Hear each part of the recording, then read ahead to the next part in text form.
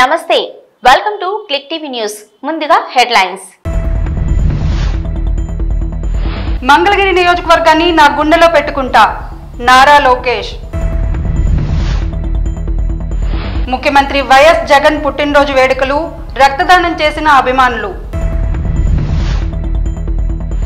LB stadium వద్ద tower ఎక్కిన మాజీ హోంగార్డ్ తెలంగాణ ఉద్యమంలో పాల్గొన్నందుకే 250 మంది హోంగార్డులను విధుల నుండి తప్పించిన ఆనాటి ప్రభుత్వం మాదాపూర్లో అగ్ని ప్రమాదం మంటలను అదుపులోకి తీసుకువచ్చిన అగ్నిమాపక సిబ్బంది అభిమానులపై ఆగ్రహం వ్యక్తం చేశారు డిప్యూటీ సీఎం పవన్ కళ్యాణ్ నన్ను పని చేసుకొనివ్వండి నేను బయటకొస్తే నా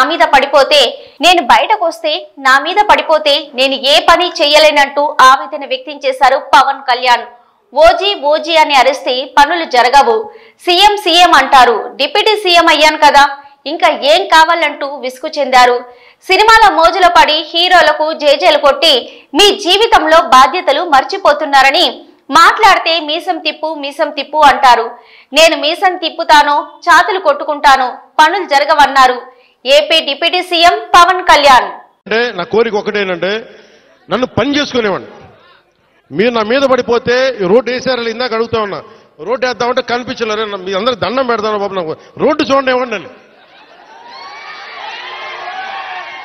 ఓజీ అంట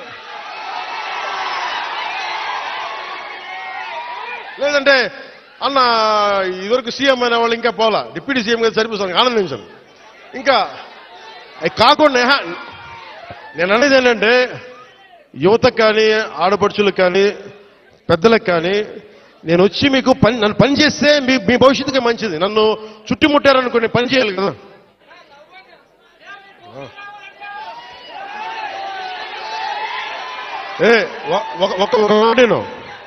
ఒక మాటేనండి ఉత్తరాంధ్రలో మీరు తెలుగు నేర్పించిన నేల ఇది వాడుక భాష నేర్పించిన నేల ఇది తిరుగుబాటు అంటే నేర్పించిన నేల ఇది అంటే మళ్ళీ ఎవరన్నా దోపిడీ చేస్తుంటే ఎదురు తిరిగే నేల ఇది మీరు ఈరోజు ఏమైపోయారంటే మీరు సినిమాల మోజులో పడిపోయి మీరు పోస్టర్లు పెట్టి ఓజీ లేదంటే మిగతా హీరోలకి జైజేలు కొట్టి ఇవన్నీ కొట్టండి కానీ మీరు కనుక మీ జీవిత బాధ్యత ముందుకెళ్ళారు మీరు మాట్లాడితే అన్నా మీసం తిప్పు అంట నేను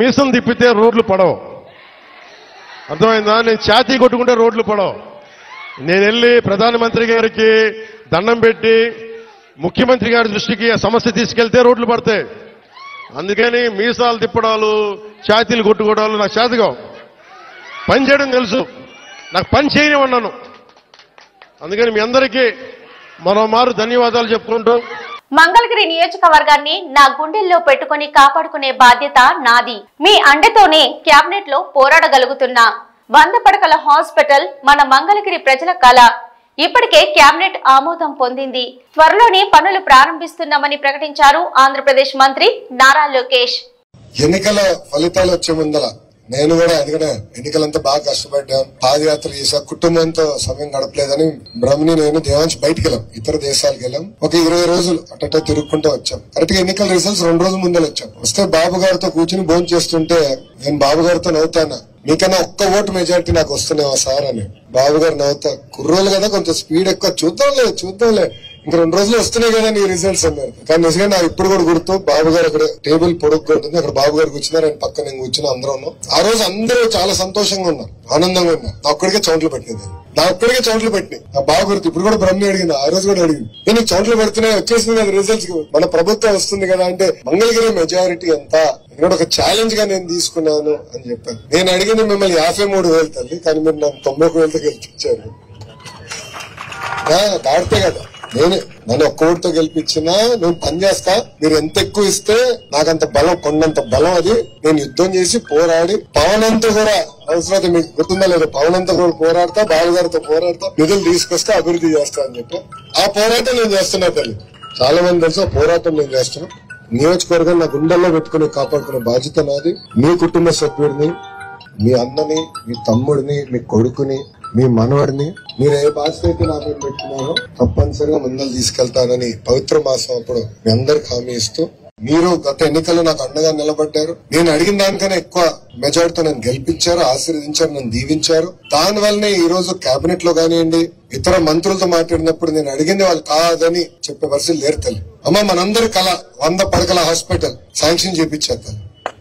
2 నెలల్లో పనులు కూడా ప్రారంభించబోతున్నాం. అది కేబినెట్ మీటింగ్ వరకు వచ్చింది. కేబినెట్ మీటింగ్ వరకు వస్తే ఒక సీనియర్ మినిస్టర్ గారు మంగళగిరి గారు సార్ అప్రూవ్డ్ సార్ అన్నారు. నేను అడగాల్సిన అవసరం కూడా రాలా, ఎందుకంటే మీరు అట్లా ఆశీర్వదించారు, మెజారిటీ ఇచ్చింది. అది ఈ రోజు ఎవరు అడిగే పరిస్థితులు లేరు. మంగళగిరి అంటే చేయాలి అనేది వాళ్ళకి అర్థమైంది. మీరు ఏదైతే బాధ్యత నా పైన పెట్టారో ఈ పవిత్ర మాసం అప్పుడు మళ్ళీ హామీ ఇస్తున్నా, ఏ బాధ్యత అయితే నా పైన పెట్టారో తూచా తప్పకుండా అమలు చేసి మళ్ళీ నేను మీ దగ్గరికి వస్తానని ఈ సభాముఖం తెలుపుకుంటూ సీఎం చంద్రబాబు మరోసారి తన మానవత్వం చాటుకున్నారు. తనకు జీవనోపాధి కల్పించాలని కోరిన దివ్యాంగుడికి వెంటనే కొత్త ఆటో, రేషన్ కార్డు మంజూరు చేయాలని ఆదేశించారు. వేదిక మీద దివ్యాంగుడి మాటలు విని చలించిపోయి ఎలక్ట్రిక్ ఆటో, రేషన్ కార్డు ఇప్పించాలని అధికారులను ఆదేశించారు ఆంధ్రప్రదేశ్ ముఖ్యమంత్రి చంద్రబాబు. నేను ఎప్పుడూ అనుకోలేదండి ముఖ్యమంత్రి గారితో ఇలా నేరుగా మాట్లాడతానని, నా సమస్య చెప్పుకుంటానని ఎప్పుడు అనుకోలేదు. సార్ చెప్పారు ఈ 5 ఏళ్లుగా నవ్వుతున్న మొహాలు ఎప్పుడు చూడలేదని చెప్పారు. కానీ నేను చూశాను సార్, నవ్వుతున్న మొహాలు నేను చూశాను. ఎక్కడంటే మన పాస్బుక్ల పైన జగన్ గారు నవ్వుతుండే చూశా. ఆయన పలకలు వేసుకున్నారు కదా రోడ్ల పైన, వాటిపైన ఆయన నవ్వుతుండే చూశా. శవాల దగ్గరికి వెళ్ళి నవ్వుతాడు కదా, అది చూసా నేను. ఆ నవ్వు మొహాలు నేను ఖచ్చితంగా చూశాను సార్. మిగతా వాళ్ళు నిజంగానే నేను ఇప్పుడు చూస్తున్నా ఇక్కడ. అయితే సార్ నా సమస్య వచ్చేసి నాకు రేషన్ కార్డు కావాలి సార్, తర్వాత హ్యాండిక్యాప్డ్ సర్టిఫికేట్ లేదు సార్. నేను వచ్చేసి మన జగన్ గారు ఉన్నారు కదా, ఆయన అభిమానితో నేను శపథం చేశాను, మా బాబు గారు వచ్చాక కంపల్సరీగా నాకు ఇప్పిస్తారు రేషన్ కార్డు, నాకు ఖచ్చితంగా హ్యాండిక్యాప్డ్ సర్టిఫికేట్ కూడా వచ్చిందని నేను చెప్పాను సార్. ఆ విషయం మీతో ఒకసారి మాట్లాడుతాను. నేను ఆటో తోలుతాను సార్, రోజుకి 350 రూపాయలు రెంట్ సార్. రోడ్డు మీద వెళ్తుంటే నాకు కనిపించింది సార్ ఇక్కడ మీరు వస్తున్నారని చెప్పేసి, మీతో మాట్లాడితే నా సమస్య ప్రాబ్లం సాల్వ్ అవుతుందని చెప్పి నేను వచ్చాను సార్ ఇక్కడికి. నీకు ఆటో ఏది మామూలు ఆటో ఉందా? ఆటో తోలుతాను సార్ నేను, రెంట్కి సార్. అది రెంట్కి తీసుకున్నాను. నీకు ఆటో కొనిస్తాను, ఎలక్ట్రికల్ ఆటో కొనుక్కో. ఓకే, రేషన్ కార్డు ఇచ్చి ఎలక్ట్రికల్ ఆటో ఇప్పించండి ఇమ్మీడియట్గా. ఆ పేరు రాసుకొని ఇప్పించండి, నేను ఇప్పిస్తాను. నువ్వు నీ కుటుంబాన్ని చూసుకొని జాగ్రత్తగా. ఓకే. తాము అధికారంలోకి వచ్చిన నాటి నుంచి ధాన్యం కొనుగోలు చేసిన 24 గంటల్లోనే రైతులకు డబ్బులు అందజేస్తున్నామని ముఖ్యమంత్రి నారా చంద్రబాబు నాయుడు వెల్లడించారు. ఒకరోజు ముందుగానే రైతులకు ధాన్యం డబ్బులు ఇస్తే మరింత సంతోషిస్తారు. అందుకే రైతు సేవా కేంద్రాల్లో ధాన్యం తేమ శాతం పరిశీలించిన అనంతరం మిల్లుకు చేరిన వెంటనే రైతుల అకౌంట్లలో డబ్బులు వేసే అంశాన్ని కూడా పరిశీలిస్తున్నట్లు తెలిపారు ముఖ్యమంత్రి చంద్రబాబు.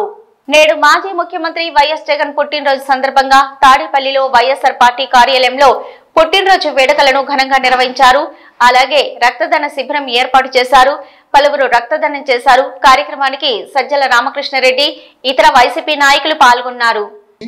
అదేవిధంగా మాజీ మంత్రివర్యులు మన వెల్లంపల్లి శ్రీనివాస్ గారిని, అదేవిధంగా మాజీ ఎమ్మెల్యే చింతల రామచంద్రారెడ్డి గారిని, మేయర్ని, మన ఎమ్మెల్సీ వీళ్ళందరినీ కూడాను స్టేజ్ మీదకి రావాలి. పుత్తా ప్రతాప్ రెడ్డి గారు అందరు కూడా ఎక్కడ ఉన్నారు, దయచేసి అందరు కూడా ఖాళీ చేయమ్మా. ఈరోజు మనందరికీ పండగ రోజు.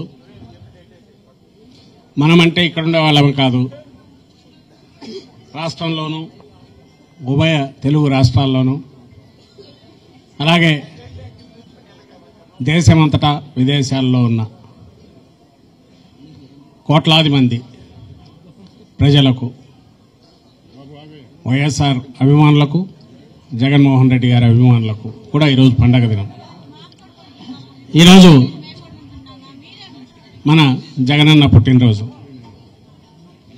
జగనన్న అనగానే జగన్మోహన్ రెడ్డి గారు అంత పెద్ద పేరు అక్కర్లేకుండా మనకు మన ఇంట్లో మనిషిలాగా కనిపించే మన జగనన్న, ఆయన పుట్టినరోజు మనకు పండగ రోజు. ఎందుకంటే ఆయన మన అందరికీ లక్షలాది మంది వైఎస్ఆర్సీపీ కార్యకర్తలకు, అలాగే కోట్లాది మంది అభిమానులకు గుండె ధైర్యం, గుండె చప్పుడు, ఒక ఆత్మస్థైర్యం. పార్టీగా రూపం దిద్దుకోవడానికి ముందు నుంచి కూడా ఒక విలువలకు కట్టుబడిన నాయకుడిగా, ఒక నిబద్ధతతో రాజకీయాలు చేసే నాయకుడిగా తన ప్రస్థానం మొదలుపెట్టిన జగన్మోహన్ రెడ్డి గారు కేవలం 10 ఏళ్లలోనే ఒక విజనరీగా తాను ఏది అనుకుంటున్నాడో అది చేసి చూపించగలిగిన దీశాలిగా, ఒక మంచి పరిపాలకుడుగా, జనరంజకుడుగా కూడా దేశమంతటా కూడా పేరు తెచ్చుకున్నారు.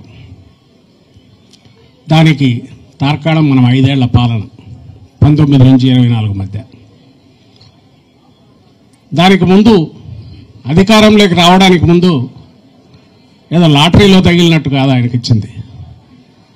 ఆయన మాట కట్టుబడే నాయకుడుగా జనం మెచ్చారు కాబట్టి ఆయన ఇచ్చే హామీ నిలబెట్టుకుంటారు, నిలబెట్టుకోలేని హామీని ఇవ్వరు అని తెలిసిన జనం హక్కున చేర్చుకొని 2019లో అఖండమైన మెజారిటీతో ఆశీస్సులు అందించారు మన వైఎస్ఆర్సీపీకి, జగన్మోహన్ రెడ్డి గారికి. ఆ విధంగా ఏర్పాటైన ప్రభుత్వం ఏర్పాటైన రోజు నుంచే పొల్లు పోకుండా 100కు 100% హామీలు, ఇంకా ప్రోగ్రెస్ కార్డులో వేసుకోవాలంటే 99.5%, అవి కూడా ఖచ్చితంగా 0.5%తో సహా చెప్పగలిగేట్టు బహుశా దేశ చరిత్రలోనే ఏ రాజకీయ నాయకుడు, ఇంతవరకు ఏ రాజకీయ పార్టీ కూడా పట్టుదలగా ఎన్నికల హామీలను ఫుల్ఫిల్ చేశారు. ఇంకా చెప్పనివి ఎన్నో చేశారు. ఇంతగా మనం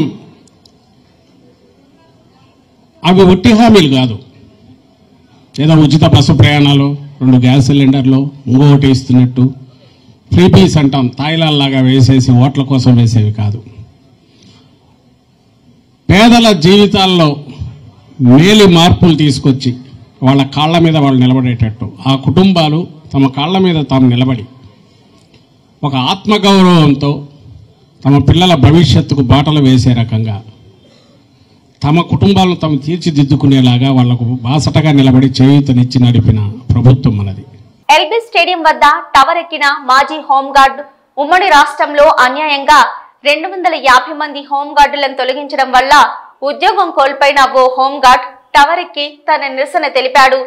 ఉమ్మడి రాష్ట్రంగా ఉన్నప్పుడు 10 సంవత్సరాలు అన్ని డిపార్ట్మెంట్లలో విధులు నిర్వహించామని తెలిపారు. తెలంగాణ ఉద్యమంలో పాల్గొన్నామని, అప్పటి ప్రభుత్వం మాపై కక్షగట్టి విధుల నుంచి తొలగించారని వివరించారు. మా అందరికీ గుర్తింపుగా certificates, bank accounts, health cards ఉన్నాయని తెలిపారు. అధికారంలోకి రాగానే తామందరినీ విధుల్లోకి తీసుకుంటామని హామీ ఇచ్చిన ముఖ్యమంత్రి రేవంత్ రెడ్డి సంవత్సరం గడుస్తున్నా మమ్మల్ని పట్టించుకోవడం లేదని ఆవేదన వ్యక్తం చేశారు. తమ గురించి అసెంబ్లీలో చర్చించి తొలగించిన 250 మంది హోంగార్డులను విధుల్లోకి తీసుకొని తమను ఆదుకోవాలని ఆంజనేయులు డిమాండ్ చేశాడు. రోడ్డున పడ్డ తమ జీవితాలను ఆదుకోవాలని టవర్ ఎక్కాడు మాజీ హోంగార్డు ఆంజనేయులు. గతంలో నగరంలోని పలు పోలీస్ స్టేషన్లలో విధులు నిర్వహించాడు ఆంజనేయులు.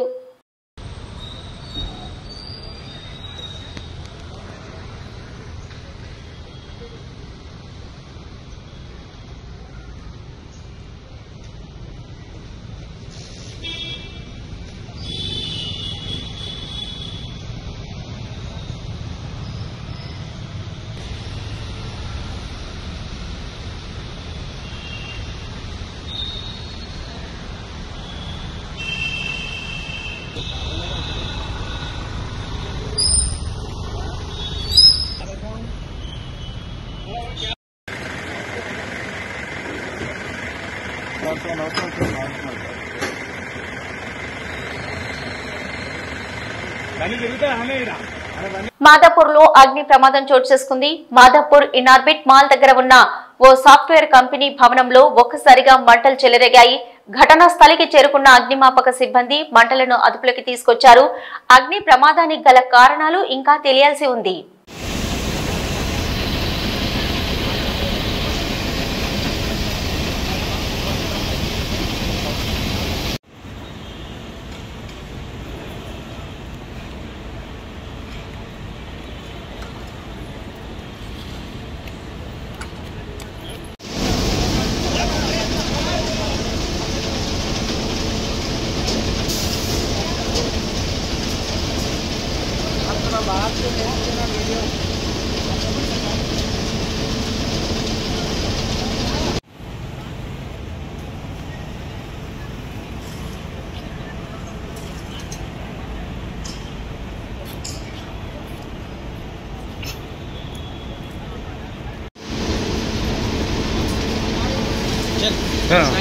हाँ मैं जाता हूँ तुम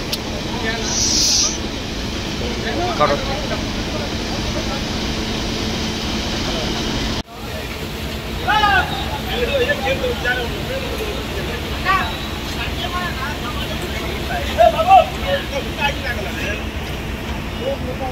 పెద్దపల్లి జిల్లా కేంద్రంలోని 12వ వార్డు కౌన్సిలర్ నాంసాని సురేష్ బాబు మురుగు కాలువలోకి దిగి వినూత్న రీతిలో నిరసన చేపట్టారు.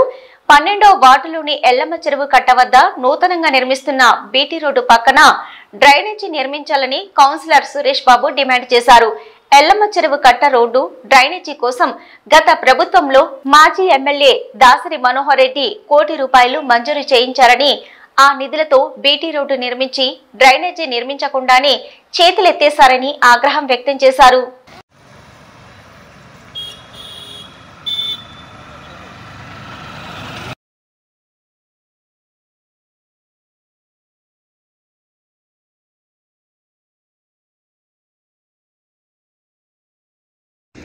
పన్నెండవ వార్డులో డ్రైనేజీ వ్యవస్థ చాలా అస్తవ్యస్తంగా ఉన్నది. చూడొచ్చు మీరు. ఈ యొక్క నిమ్మనపల్లి నిట్టూరుకు వెళ్ళే రహదారి ఏదైతే ఉందో మాజీ శాసనసభ్యులు దాసరి మనోహర్ రెడ్డి గారు ₹1 నిధులు వెచ్చించి మోరి ప్లస్ రోడ్డు రెండింటి కొరకు అప్పుడు నిధులు ఇవ్వడం జరిగింది. ఇప్పుడు ఓన్లీ రోడ్డు వేసి దీనికే ₹1 అయిపోయినాయని చెప్పి కాంట్రాక్టర్లు చేతులు దులుపుకునే ప్రయత్నం చేస్తున్నారు.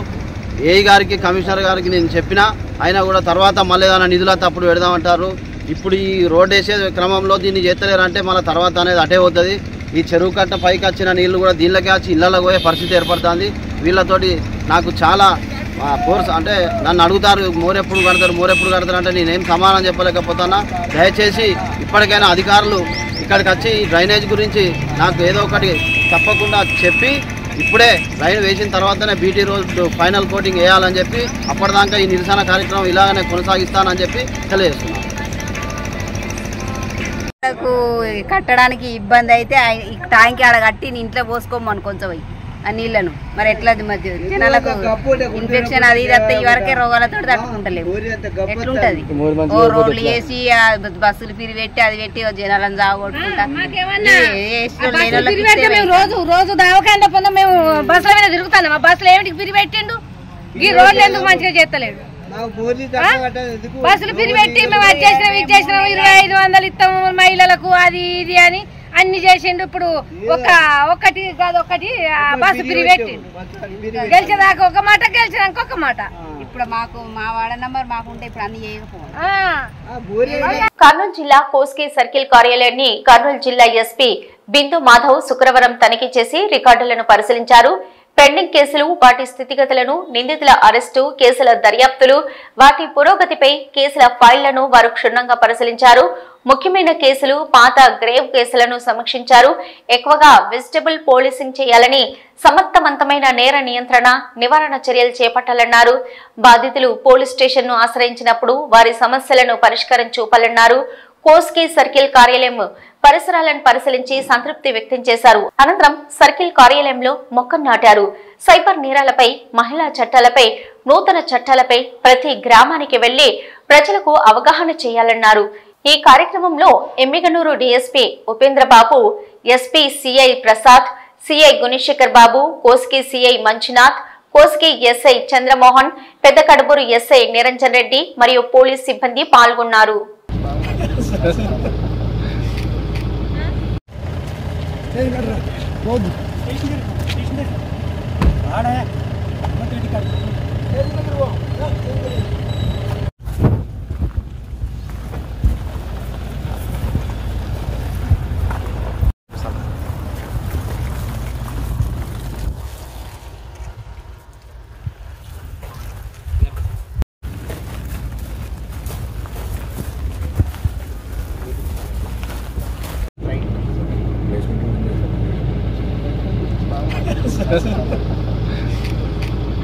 కోదాడ పట్టణంలోని బస్టాండ్ సమీపంలోని బాలుర ఉన్నత పాఠశాలలో సెమీ క్రిస్మస్ వేడుకలు శుక్రవారం ఘనంగా నిర్వహించారు. ఈ కార్యక్రమం కోదాడ ఎలక్ట్రానిక్ మీడియా అధ్యక్షులు పడసాల రఘు అధ్యక్షతన జరిగింది. ఈ కార్యక్రమానికి ముఖ్య అతిథిగా సూర్యాపేట జిల్లా ప్రెస్ క్లబ్ అధ్యక్షులు కారింగుల అంజన్న గౌడ్ హాజరై క్రిస్మస్ కేక్ కట్ చేసి స్వీట్లు పంచారు. ఈ సందర్భంగా మాట్లాడుతూ అన్ని మతాల వారు ఒక్కటేనని, అన్ని మతాల సారం ఒకటేనని, మత విద్వేషాలు విడనాడి తోటి వారితో సోదర భావంతో మెలుగుతూ క్రీస్తు మార్గంలో పయనించాలి. తోటి వారికి తోడ్పాటు అందించడమే క్రీస్తు బోధనల సారాంశమన్నారు. ఈ కార్యక్రమంలో జర్నలిస్టులు గాంధీ, పూర్ణ, వెంకటనారాయణ, లక్ష్మణ్, నాగరాజు, మైముద్, నజీర్, నరేష్, వీరబాబు, రామకృష్ణ, రహీం, శ్రీహరి, పవన్, భాస్కర్, సైదులు, నాగేంద్రబాబు, రామకృష్ణ, నాయకులు పంది తిరుపతయ్య, శ్రీకాంత్, రహీం, నజీర్ తదితరులు పాల్గొన్నారు. ఇక్కడికి వచ్చిన సోదరులందరికీ నమస్కారం. మాస్టర్ గారు ప్రత్యేక ధన్యవాదాలు. మన అధిక్ గారికి ప్రత్యేక ధన్యవాదాలు. క్రిస్టమస్ ముందుగా మనం అడ్వాన్స్డ్గా క్రిస్టమస్ చేసుకుంటాం. ఈ కార్యక్రమం భాగంగా ఎలక్ట్రానిక్ మీడియా ఆధ్వర్యంలో కోదాడలో ఏర్పాటు చేయాలని చెప్పి అనుకున్నాము. ఎందుకంటే మన మీడియాలో కూడా కొంతమంది సోదరులు క్రిస్టియన్ మతంలో కలిగి ఉన్నటువంటి సోదరులు ఉన్నారు కాబట్టి ఆ కార్యక్రమాన్ని మనం కూడా ఈ మతానికి సంబంధం లేదు, అన్ని మతాలు సమానమైన కాన్సెప్ట్ తోటి ఈ క్రిస్టియన్ మతానికి సంబంధించినటువంటి క్రిస్మస్ కార్యక్రమం కూడా ముందస్తుగా చేయాలని చెప్పేసి ఈరోజు రఘు ఆధ్వర్యంలో ఏర్పాటు చేయడం జరిగింది. ఇక్కడికి వచ్చినటువంటి ప్రతి ఒక్క రిపోర్టర్కి పేరు పేరున ధన్యవాదాలు తెలియజేస్తూ మీ అందరికీ అడ్వాన్స్గా క్రిస్మస్ శుభాకాంక్షలు తెలియజేస్తున్నాను. Happy Christmas. చేయడం జరిగింది. కొత్తగా ఏంటంటే కులమతాలకు అతీతంగా ముస్లిం, హిందూ మన పాస్టర్ గారిని పిలిచి చేయడం స్పెషల్గా ఉన్నది. మాకు ఎంతో ఆనందంగా ఉంది. వీళ్ళందరూ రావడం కూడా చాలా సంతోషంగా ఉంది. మీ అందరికి కూడా క్రిస్టియన్ సోదరులందరూ కూడా ముందుగా సెమీ క్రిస్మస్ శుభాకాంక్షలు. నెక్స్ట్ శుభాకాంక్షలు. చేసిన ప్రతి ఒక్కరికి కూడా ప్రత్యేకమైన ధన్యవాదాలు. Thank you. ఇవి ఇప్పటి వరకున్న న్యూస్. నమస్తే.